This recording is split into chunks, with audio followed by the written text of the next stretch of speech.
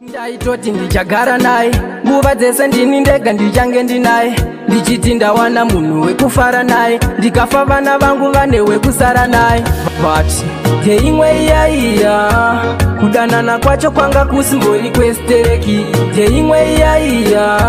taimhanya hedu pati mukati zvine kachwereti teimwe iyaiya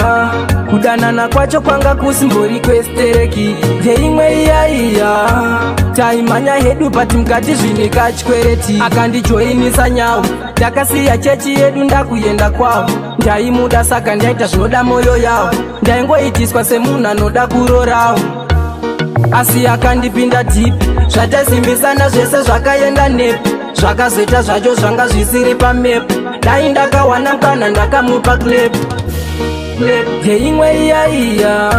kudanana kwacho kwanga kusimbori kwesitereki teimwe iyaiya ukudei ndikuda kugirite saka unondibata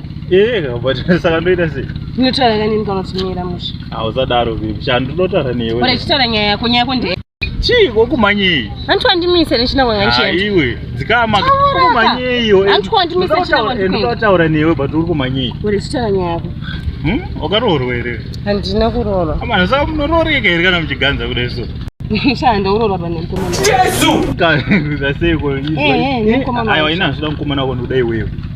saka unofunga ndokuisa paiyo zvauri zvindokuisa kupi asi ndikuda iwewe ukundidako patina ndikude nemukomana wako haiwo kutongoganza zvako but mufeso wako ndiye atondituma kuti ndikunyenga achatombonakirwe newe